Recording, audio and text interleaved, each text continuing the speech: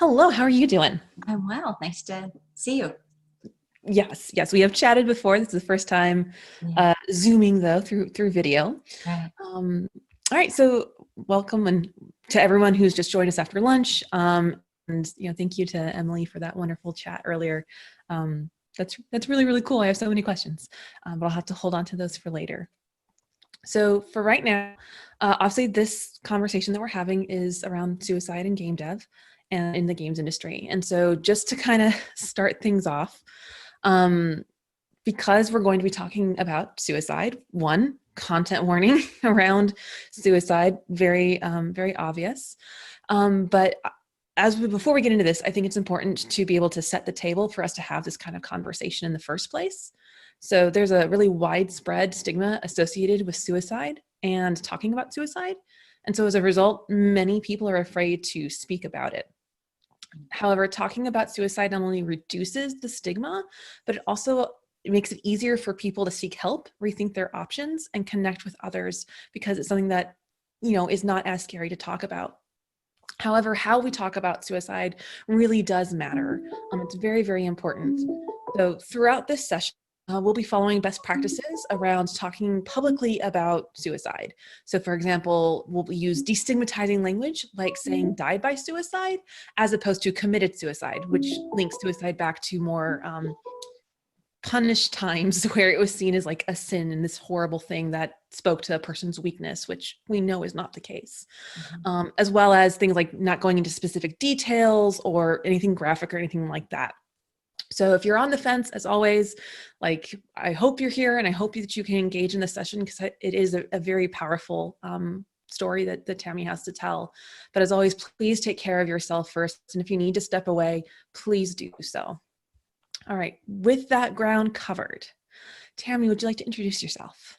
Yes. Hi. I'm Tammy McDonald, and I've been in the games industry for 24 years now. I was brought into the games industry by my husband, Matt McDonald, and he took his life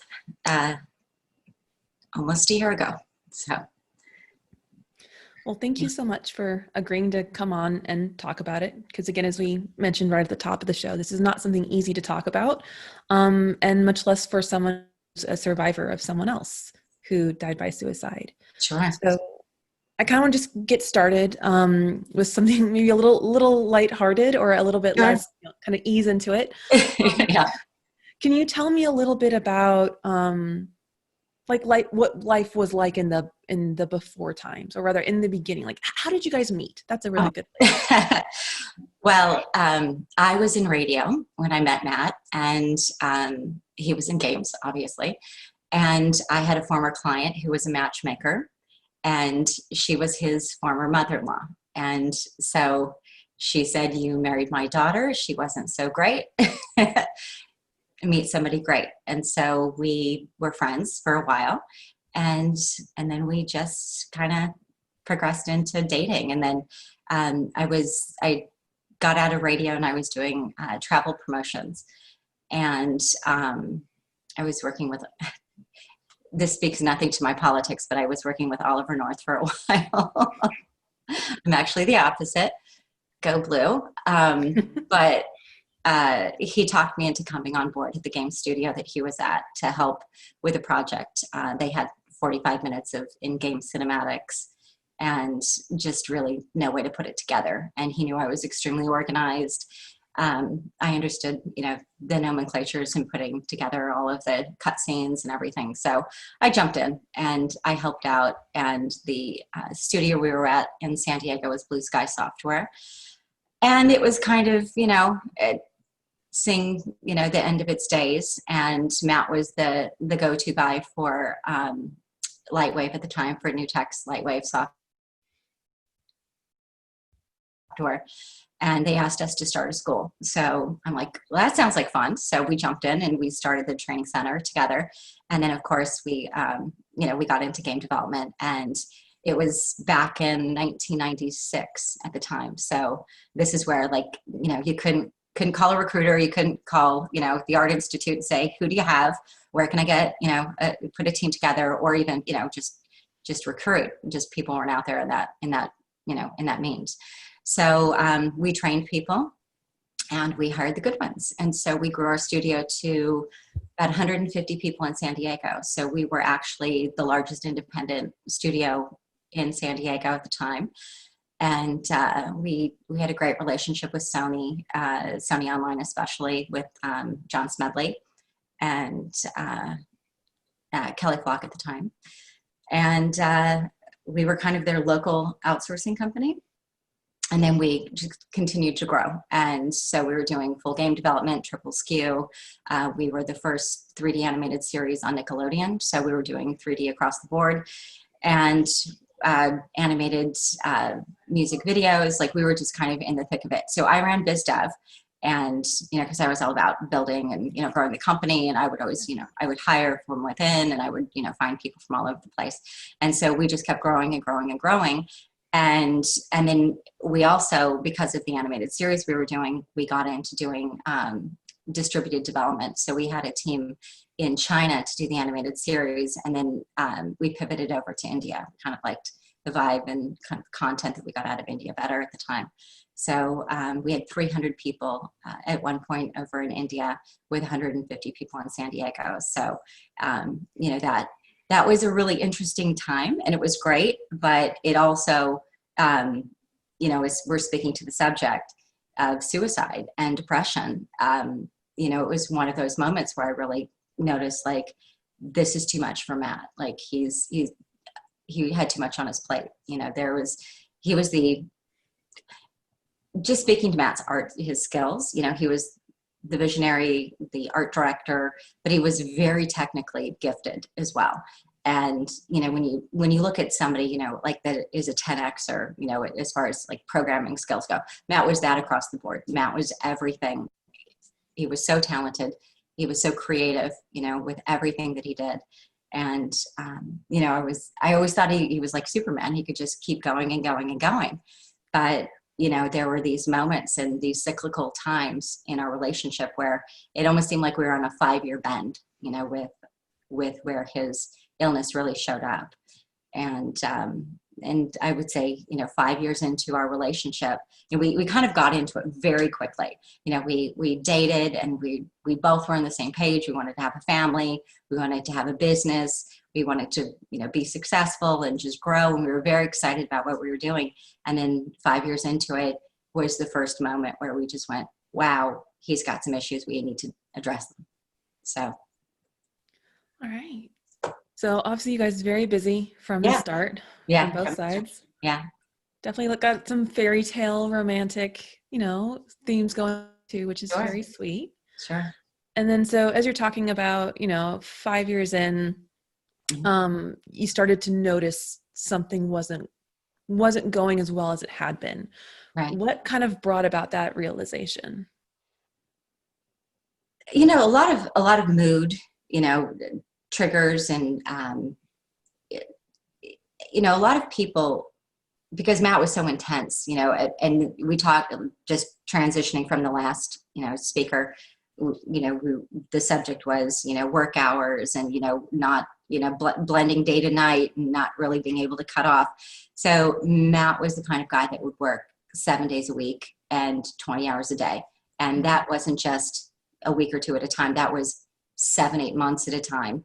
And he would come up from air. I mean, I would find him sleeping under his desk, going to the office, what are you doing here still? Where he would tell me I'm coming home in 5 minutes, and it would be 5 hours later. He just didn't know when to pull out. And,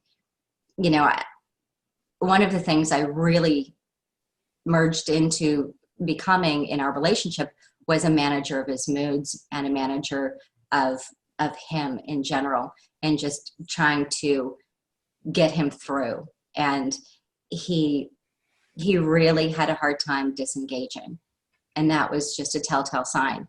And then of course just being overwhelmed. Like,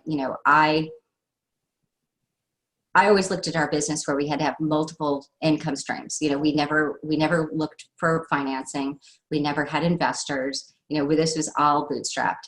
And so to be able to go from, from basically nothing to having 150 people local and then 300 overseas, and having, a payroll of nearly 7 figures a month, that's intense. And that's a lot. And just taking a step back, one of the other things with Matt, he wasn't just depressed. Matt had PTSD because he was abused as a child. He had a mother that, beat the living crap out of him from being an infant. He was handed at 12 years old, he was handed an infant brother and was told to raise him. These are things that mark people. His father left when he was 12. His father had crazy issues. He spoke in tongues to an altar. It was just like all these layered, strange things. And they were on welfare. Like the mom was a con artist, like all these weird things that mark a person. Matt was able to get over, or at least get through. Mm-hmm. I wouldn't say get over, more get through. He was able to push through it. And when I met him, he was really at his A game. He had so many things going on, and that really, connected us together, and I think helped propel him and push him forward. But, looking back, yeah, I can see where there were signs, and, and especially like the relationship with the brother. It wasn't a brother relationship. It was a father-son relationship, and so he always had this responsibility to, to be there and to, make sure he was employed and make sure that, his life was okay and things of that nature. But yeah, there are definitely a lot of complex layers that go into somebody who's depressed. If they're, just looking back, I was always pushing him, to seek help. He was medicated probably at the 5-year point. He was, we got him medication. He was hospitalized for a brief period of time. And then, of course, focusing on things that like even John Smedley talked about, it's like, do I exercise? Do I eat right? Am I taking care of myself? Those are all the things that, when we were doing them, we were doing well. When we got up, like our routine, when we were working and on fire, we got up every morning, at a certain time, and we walked, and we had certain meals, and I was helping him maintain his weight and all of the things that, you really need to do just to take care of yourself. But really, when you have these added layers of, of mental health issues, you really want to make sure you're taken care of. Yeah, they're extra important at that point. Super important. Yeah. Yeah. And so, but before we kind of go down that path, I want to stop just for a second. Sure. You have little ones, or I guess they're not so little anymore. I have 3 boys. Yeah. Right. 3. I don't know how you feed them. I only have one. Yeah, I don't know how you do that. Yeah. But so I guess I want to hear more about, before we start talking where we know that this is going to go, Sure. I want to like think about it in terms of who he was as a person, as a husband, as a father, like what the family was like. So Sure. So Matt and I, as I said, when we decided like we're in, and like, we were both kind of aligned, and it was kind of like this come to Jesus moment where we're like, okay, we're either going to do this or we're not. And then we just, we're all in and did everything together very quickly. In the first year, we got married, started a company, and got pregnant. Like I was pregnant 2 weeks after we were married. Like it was like boom, boom, boom. And so Tyler was born, and he's our oldest, and he's 22. He'll be 23 the day after Christmas, and I'm the day before Christmas. So we're like bookends to Christmas. Kind of our thing. And then Gage was born 2.5 years later. And so he's 20 now. And then Gavin is 15. So he was our like, oh, we're going to do this again. So yeah, but they're all amazing boys, and they've been entrenched in the games industry and with us and into games. They're all voracious game players, and my oldest is just he consumes books like his food, and they're just wonderful boys. I love them dearly. Actually, Tyler worked. There was a stint where Matt was with John Smedley when he broke out from Sony Online, and did Pixel Mage, and then they transitioned into Amazon, and Tyler worked with Matt and John there as a technical artist. And so it was nice that, yeah, it was really nice to see that, you know, there's this like osmosis, you know, like my son just, you know, from being around it ever since he was, you know, a couple of months old, he's literally, you know, sitting on Matt's lap at the keyboard and just taking it all in. And, you know, our kids, you know, were brought up playing games. And, you know, I used to joke that Tyler at the age of 4 or 5 years old would have a Game Boy in one hand and the manual for the Pokemon, you know, guidebook in the other with all the points and stats. And, you know, he did very well in school, you know, as far as, you know, his math skills and his writing and everything. And I really attribute a lot of it to, you know, to just jumping into games and problem solving and gameplay and explorative, you know, opportunities for kids. And I think that Matt and I were always on the same page about games in general, where if the kids wanted to play, we let them play. The only game that I ever just said absolutely not to was Grand Theft Auto, for obvious reasons. Yeah, but they never asked to play it. So, you know, that was the only game that was like a please don't, and they didn't bother. So, and okay. So by the time that 5-year mark came around and stuff started like, wait a minute, whoa, there were some warning signs that went up. mm-hmm. You guys had 2 kiddos. Yep. You had an amazing job. You two had been together for 5 years. Yeah. So you've got this very full family life. And it sounds like after that 5-year mark that you guys figured it out and you worked through Oh, absolutely. the best of your ability. Yeah. And then based on you and I having had a similar conversation mm-hmm. earlier to prepare for this, I know that cycle happened again and again and again. And so just to kind of zoom out for a second, sure.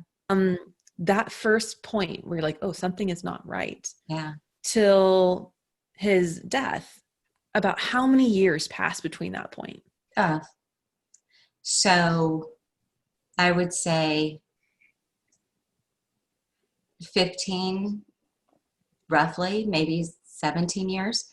So yeah, a long time. It was. And, you know, there was obviously a pattern to it, you know, that developed. But there was always something different that made me I always wanted him to believe that he could get past his illness. Right. And so, I mean, I was his biggest cheerleader, and I still am for what, you know, wherever he is in this universe. I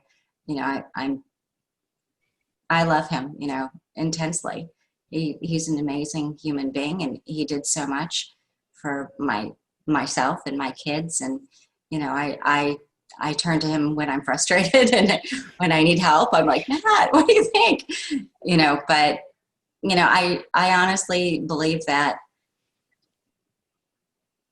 these moments where we were kind of, you know, going through them, I always thought that we've learned more, we're doing more to help him, and we're going to get through it, you know. And it really kind of flipped on itself in the end, you know, when he went through the last I guess, you know, episode, because it was very different than it had ever been. Like some of the moments where he would have an episode, for instance, he would go cold turkey off his meds. So that's something that we hear a lot about with people that are being treated for depression or, you know, bipolar behavior or whatever it might be.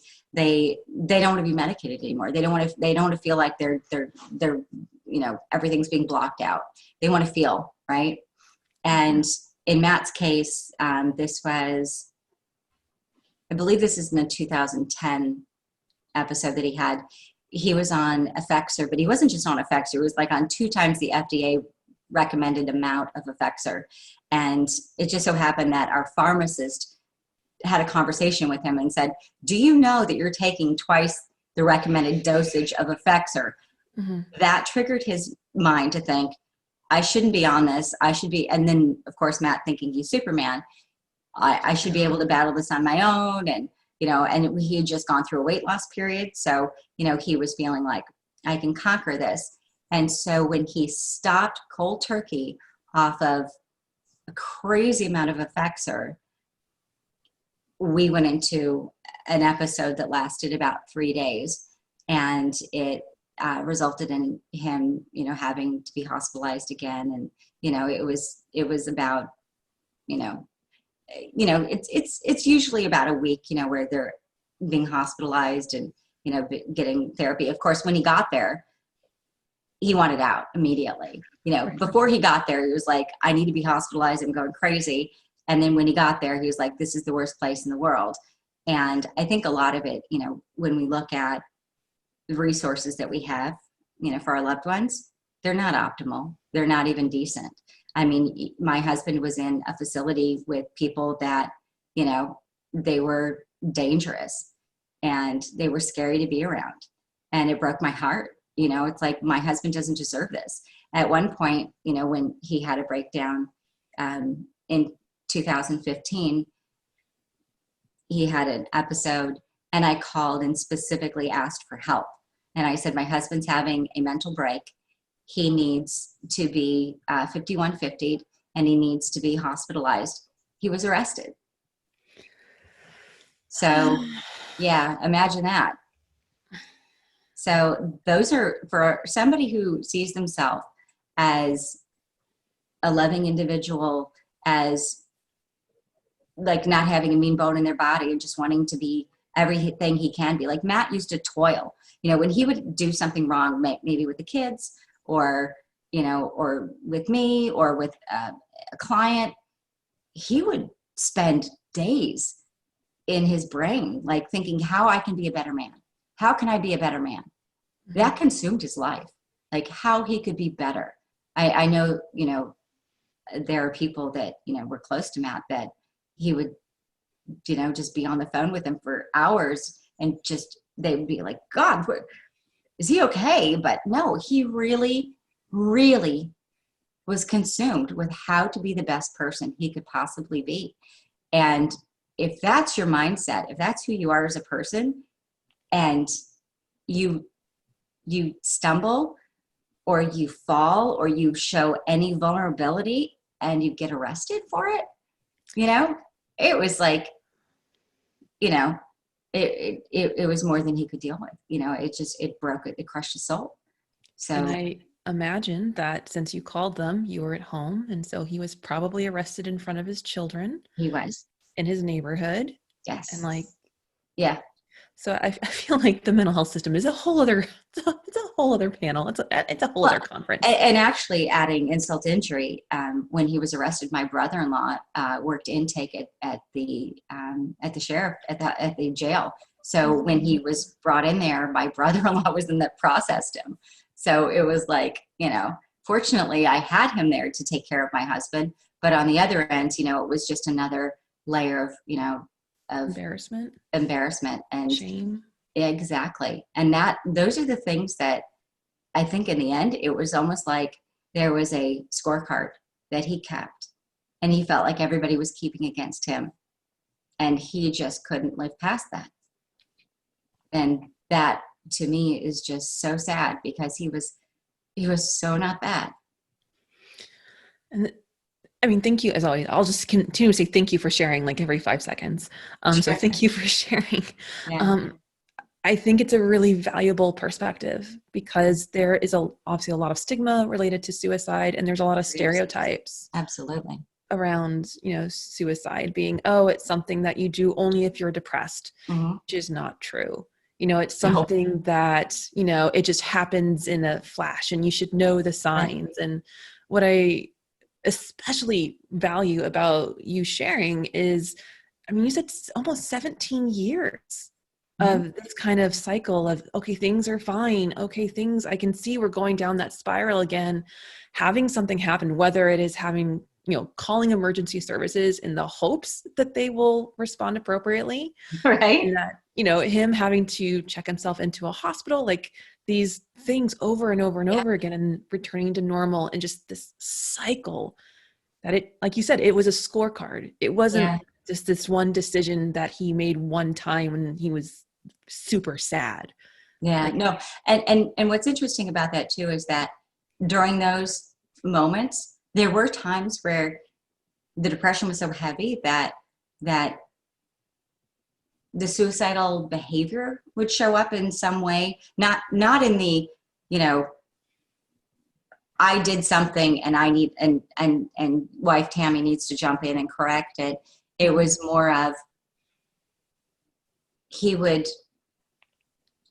flirt with an idea or do something, but he would do it in plain, I always said he would do it in plain sight, where he would come to me.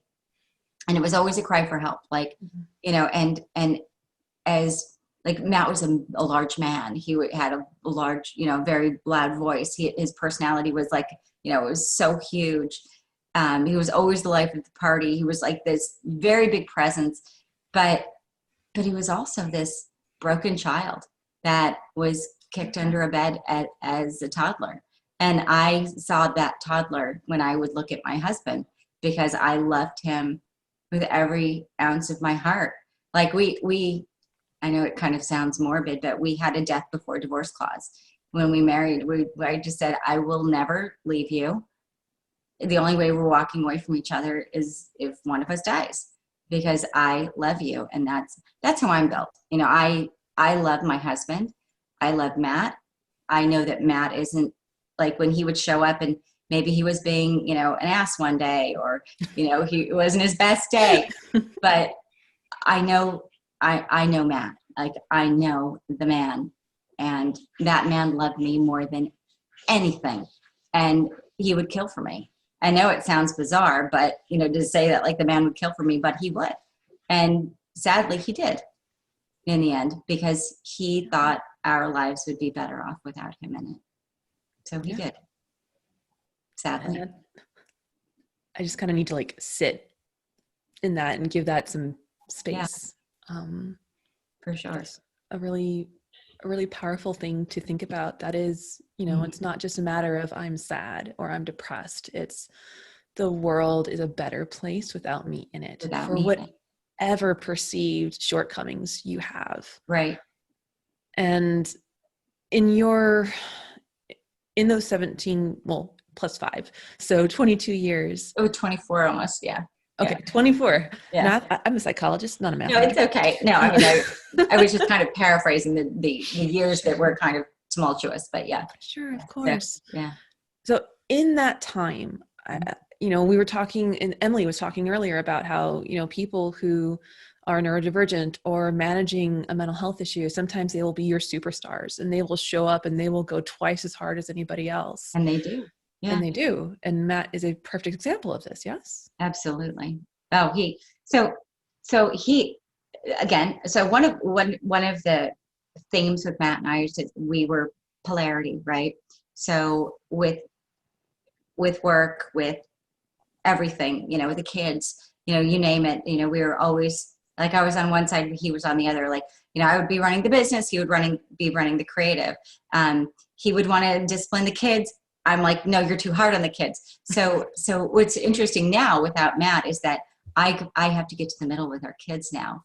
And my oldest son is like trying to, like, you need to be more hard on the younger two, you know? And so I'm like, okay, let me get there on my own. But, you know, it's one of those things where we were always this way. And I would want to grow the company. He didn't want to, like, he'd figure out how to, like, sabotage was another like theme with him, because he wanted to know that he was more important than the business. And that is really difficult when you have a dozen clients with, you know, 30 to 40 projects running at a given time.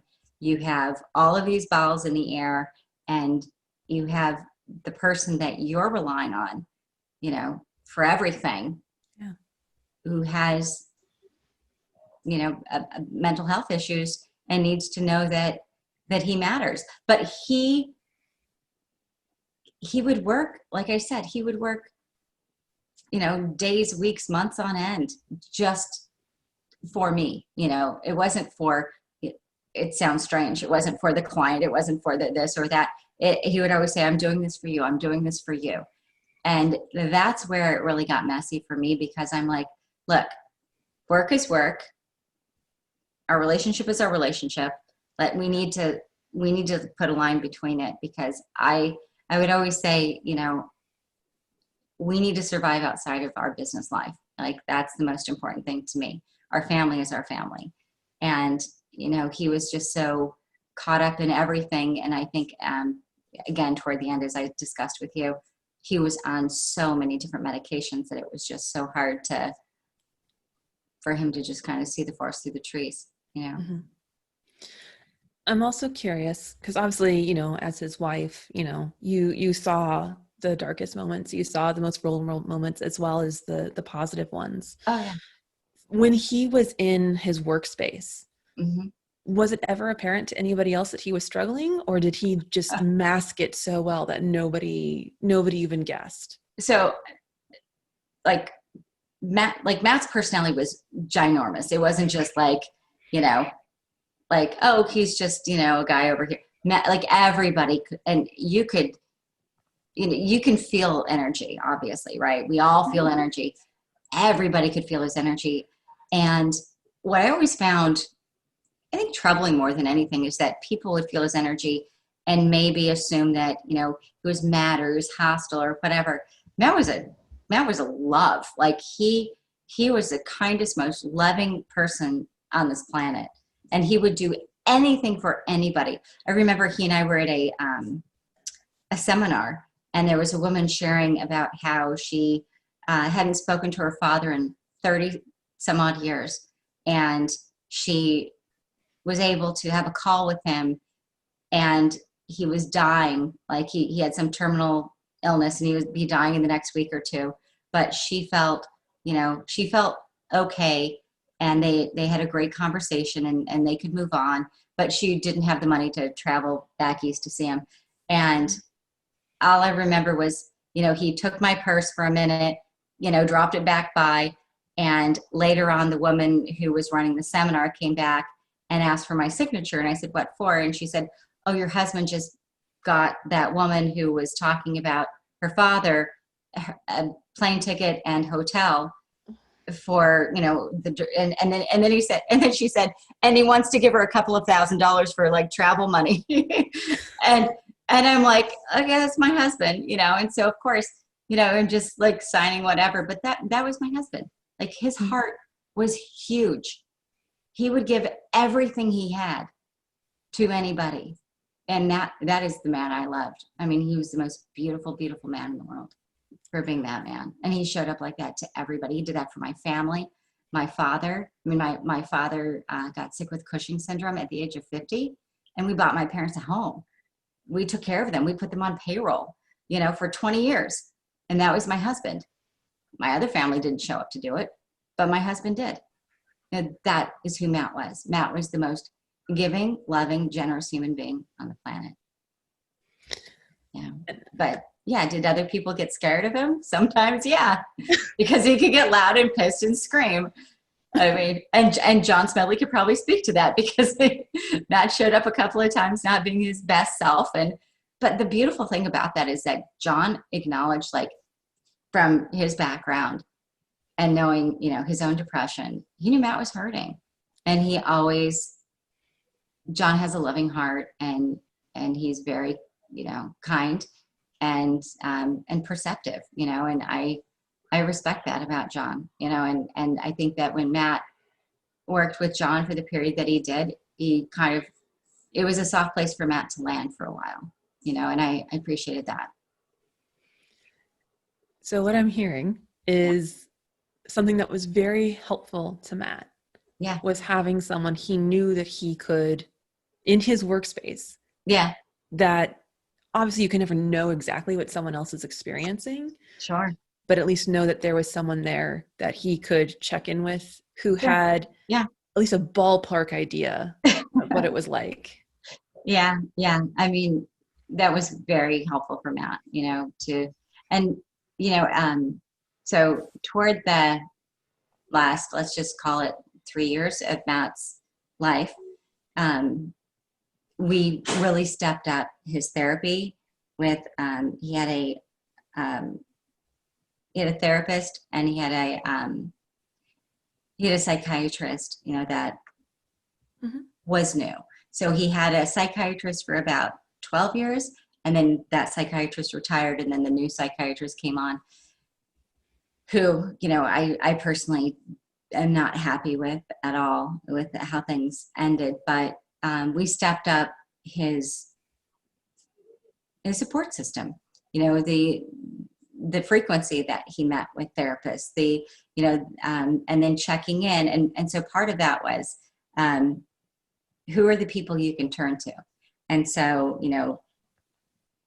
obviously John, he had a best friend, Rick, from childhood, Holly Newman, who is my best friend, but Holly's been in the games industry since probably as long as Matt.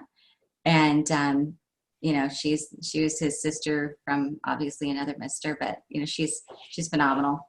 And, she's family.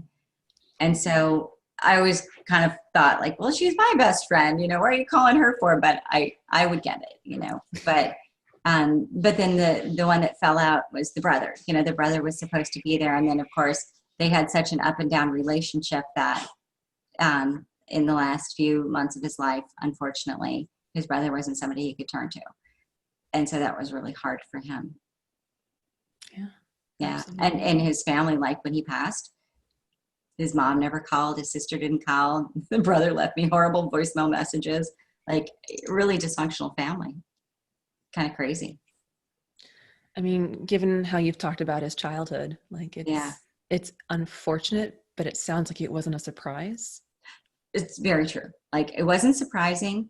So there were no expectations, Mm-hmm. but I would say it's still hurtful nonetheless, because, it's not, Matt's not here, but his kids are, and even to the extent, like his best friend from childhood, like I hate saying I have expectations, because I never want to have any expectations on anybody. I don't want to rely on anybody for anything, because that's just kind of, through this whole, I guess, experience has taught me. It's like, who can you rely on? Who do you know will be there? And if you expect somebody to be there and they're not, then you're just let down from it. And so through all of this, one of the things that I think that I'm having the hardest time with is that, there are 3 boys, and they've been through the worst experience. Like, oh my God, like the worst thing that could ever happen to anybody. And they are hurting, and they need men in their life that will stand up and say, I got your back, or I knew your dad, or whatever, share experiences, or do something. And, they're few and far between. And like with the best friend, I'm like, where'd he go? He used to show up every couple of months. He knew how important Matt's sons were. So, those are the things where I need to learn how to manage my own expectations. And, I'm being very raw and direct about all of it, but that I'm not even a year into this. And so I'm just I always tell my friends I'm an open book, and this is how I feel. But yeah, I wish for my kids that, and we're in COVID too. So like, I need to like edit that somewhere in my brain too. Like, by the way, we're in a pandemic, and it's really difficult for people to even show up in that way, but pick up a phone, check in with the kids. Are they okay? That kind of stuff. Like, I would really appreciate that if there were more of that in their life, Mm-hmm. honestly. So that's a disappointment, but we are doing complicated grief therapy, which I would say has been pretty amazing. So. Well, it's always lovely to hear and someone's having a good therapy experience, but I am the least biased person to speak to that. Right. Yeah. Like as you mentioned, it's been almost a year, and anniversaries are tough, and a parent in a pandemic is also difficult. Who knew, right? So how are you managing? It's almost a year. Mm-hmm. You are so open and so composed and so poised as you talk about this. how are you managing going forward and continuing to live your life, not just for you, but for your 3 kids too? And that is not appropriate. It's okay. I think that in my mind, I'm trying to give everybody as much space and leeway as I can. I want, and I also, and for myself personally, I kind of given myself like have a year, like, you get the buffer of and that's just that's on me more than anything. But, to my own, I guess, expectations and timeline, I thought for me, if I, didn't achieve the things that I had wanted to achieve this year, I'd be okay with myself. I wouldn't beat myself up. As for my boys, I'm just trying to stay as connected as I can. Again, the therapy is something that, was important. That kind of shifted as far as like, I specifically looked for complicated grief therapy that, it was very structured. So it came up as, we've got 12 to 16 sessions that are an hour long, and we'll take you from all of these modalities, and get you to a place where, not that you're healed or that you're even close to, being okay with this, but you have tools, you have something that you can move forward with. Yeah. And I would say that changed instantly within the first 10 minutes of the phone call, because my oldest son interrupted me after I went through the whole well, this is what happened. And I guess, there's a very large part of my mother that lives in me, and that's like telling the story to the nth degree. Like, we got up and it was 96 degrees out, and grandma ate oatmeal, and we like just way too many, details. And so he cut me off and just said, Mom, we don't want to talk about what happened to Dad. We want to learn how to function as a family. We want to learn how to be brothers, and we want to learn how to be whole and how to move on. That's the hardest part.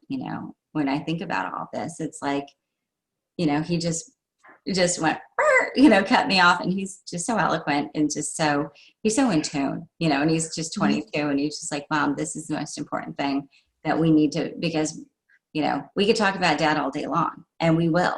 Like, that isn't going anywhere. We're always going to talk about Dad, but we need to just come together and learn how to function, because right now we're 4 people that we're broken. We're all mourning. We're all, we're hurting in ways that are different and similar from each other, but that we all need to be close, and we all need to learn how to like reconnect. So that is what we've been spending our time on.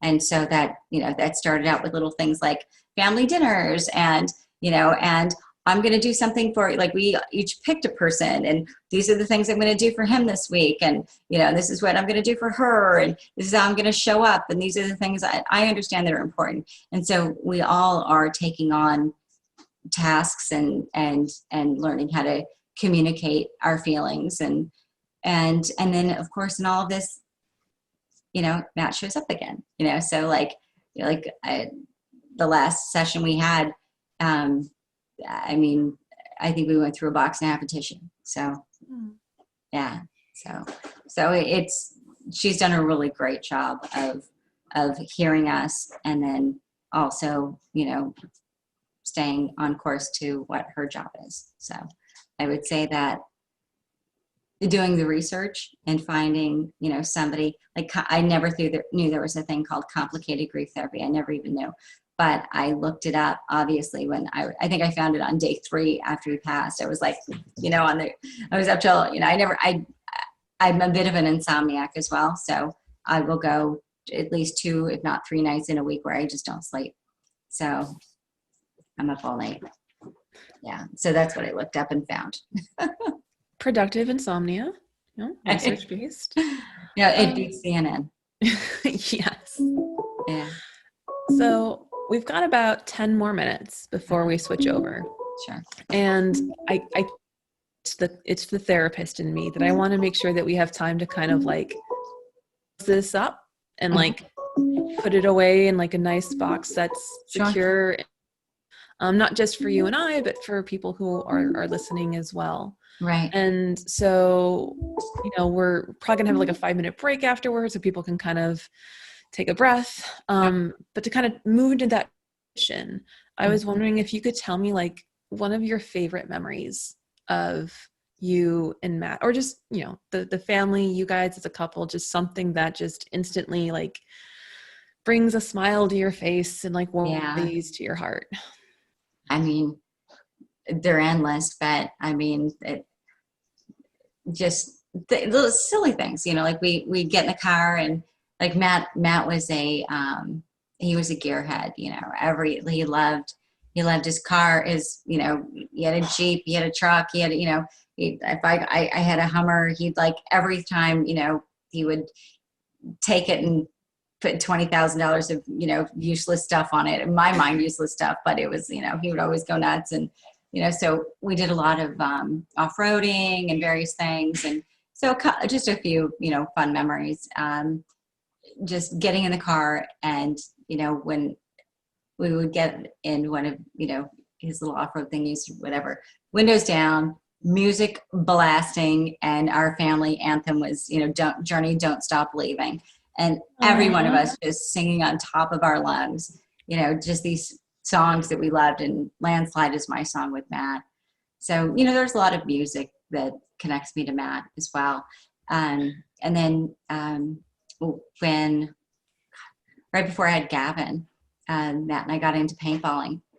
And we would call the studio basically to this field right before they built the high school behind our house. We had, I can't tell you how many acres it was, but it was huge. So we would send text messages to probably about 60 or 70 people and say game on. And Matt would run and get the paint. I would fill up the coolers and everybody would meet out. And we had a short course and a long course. And we would play paintball. And we did it for about a year or two. And this is like while running a studio. So imagine like, we would pick like a Saturday, but we would do a weekday too. So it got a little crazy. But we actually used Tyler and Gage and a neighbor friend as hostages. And because it was like a long course, there was like a little coyote den. And we would stick the boys in the coyote den and they were like we also, rode like, quads and ATVs and motorcycles, all that stuff. So the kids would be like chest plates, all the full armor and everything. But Matt put the three of them together and they ended up like shooting each other point blank. And these are like 6-year-old kids, Yeah. I mean, somebody should have called CPS on us at the time. It was that bad. But none of the kids got hurt. But those are like the memories. It's like we used to just have so much fun. And then we used to go down to I have a great uncle that bought a bunch of land in Cabo in the East Cape. And we spent Christmases and Thanksgivings there. And the moment we would go to the Cape, like you're talking like 4 miles of a Cape where not a soul is standing on the beach. And our boys would run naked up and down the waters. And, it was like we were you kind of feel like you're back in time and, you're just this little family, and we would literally camp on the beach, and we would stay there. We'd pack enough food and stuff for 2 or 3 days. And, there was a key at the gate. They closed this one resort down. So I would jump the gate and I would move the rock where the key was. And then we would get down to where the resort was and we'd shove one of the kids through a window where one of the rooms, that we liked was, and we would get all the mattresses out and push them out on the grass area and put some of the hammocks back up. And And we would just, I mean, it was like our little spot, you know, we used to do this every year. So those are the memories that I love about Matt. And, you know, he and I would get on a quad and, you know, we'd ride for 2 hours in one direction and stop and drink beer. And, you know, the nitty gritty dirt band would come out of the bushes and, you know, we'd chill out and talk to them for, it's like just random stuff, you know, just random stuff. I mean, he was just always good to roll with. Like he was like my ride or die, you know? Yeah. It's those small moments that we hold on to and we just kind of keep forever. Not to be like super cheesy. Yeah. Yeah. Oh my God. And he could dance, like swoop me up. My feet would never touch the floor. And he just had such rhythm. And like, that was the best. Well, for the 1000th time, thank you so much for sharing both your experience, sharing Matt, and sharing Matt with us as a whole person. And I think that was the goal, and that was my hope for it. Was you know, he's a human being. He's a full whole person, and so are you, and so are your kids, and absolutely. He was the best person I'll ever know. That's why, you know, I think this is such a valuable thing to share with everyone. I appreciate it. Oh, well, thank you. I appreciate you. I appreciate everyone in chat. That's okay. You know, like, oh God, I cry all the time. So it's literally my job to make people cry. So I know. Just kind of, you know, it is what I do. But yeah, so thank you so much. Thank you to everybody for hanging out and just being hecka respectful. Listening to my story. Yeah. And of course, you know, I'm sure I'm preaching to the choir, but obviously if you need help, please find ways, whether it's a suicide hotline or Take This obviously has a ton of resources. If you go to takethis.org, there's mental health resources. There's a cool widget that lets you find stuff near you. I think the one thing that I just wanted to add that, of course, that we didn't touch on in all of this is that when Matt decided to take his life, he was prescribed medication that was not in line with his diagnosis. He was given bipolar medications, 2 additional medications on top of a regimen of probably 7 or 8 other medications.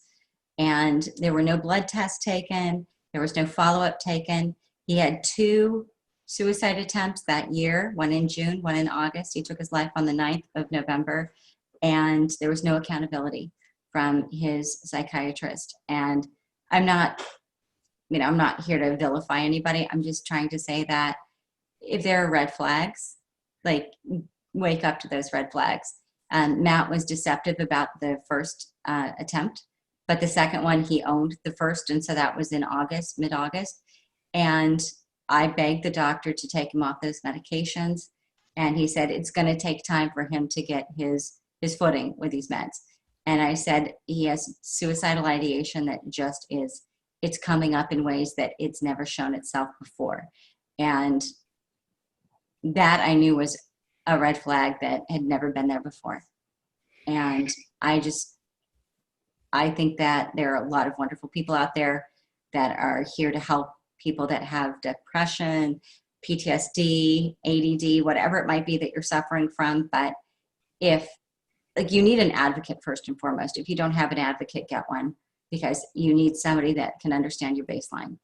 And if your baseline is not even close to being normal or even askew, you need to have somebody speaking to that. But beyond that, I just think that I think they failed him. I honestly do, and I'm very sad about that. Yeah. You know, and I let them know that, and you know, they're aware. But I think that people can, you know, avoid this kind of situation if they have an advocate, and if, you know, if tests, like, even if they tested his blood, who knows? You know, I have no idea. I know that he had super low testosterone. I know that he was taking, like, so there were all these things that kind of pushed him up and down and up and down. And then when you're taking lithium and lamotrigine on top of, you know, sertraline and Xanax and Lunesta, like it was like this whole cocktail of medication. So be aware of what you're taking and have somebody be your advocate and stay on top of it. And if something doesn't feel right, something isn't looking right, don't just like I kick myself all the time for not knowing that my gut was telling me something, you know. So keep in mind that, you know, it's always important to know that you are the expert of your own experience. Yeah. And it is important to, when you are able to, you know, advocate for yourself. And like you're saying, advocate and have someone who can advocate on your behalf as well. Yeah. And then also knowing that, you know, we are in a system where you can trust your gut, but we, you know, we also rely on parts of that system to serve us. And when they fail, we have every right to be sad. We have every right to be angry and to find it unacceptable. Oh, I wanted to find that man with the bat. I mean, that's exactly how I felt for a very long time. I still do to a certain extent. It's not that I'm going to go, you know, do anything bad to him. I would never say that. But I mean, that was like my gut instinct is like, you failed us. You failed our family. And he, like, I brought him the notes from both hospitalizations where Matt tried to overdose this last summer. And I said, this doesn't add up. We need to change his course. And he just kept saying, no, he's not been on this long enough. So I just felt like he was being lazy and didn't really own any of his, you know, his work, really. So. I think you said it perfectly when you said he let you guys down. And he did. That's, you know, as a mental health provider, that's a really terrible thing to hear, and obviously nowhere near as terrible as it is to experience it. Yeah. And I mean, again, like, thank you again for sharing, because it's okay to like feel the things that you're feeling, and to have that experience is, you know, it's an important thing to share too. Like, hey, it's okay if you want to go against, you know, if you're going with your gut, if something doesn't, you know, having an advocate there that you can check in with, someone to support you. You never know how things may have been different. But also, as you've said, you know, going through grief counseling and, you know, again, your son, so eloquent. Okay, I want to know how I can move forward.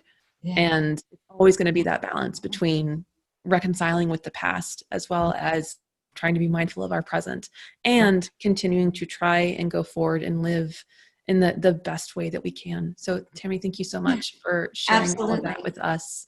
And I'm going to toss it back over to Eve. I think we've got a 5-minute break coming up. Sounds good. Thank you. And it's been a pleasure meeting you and taking this journey with you.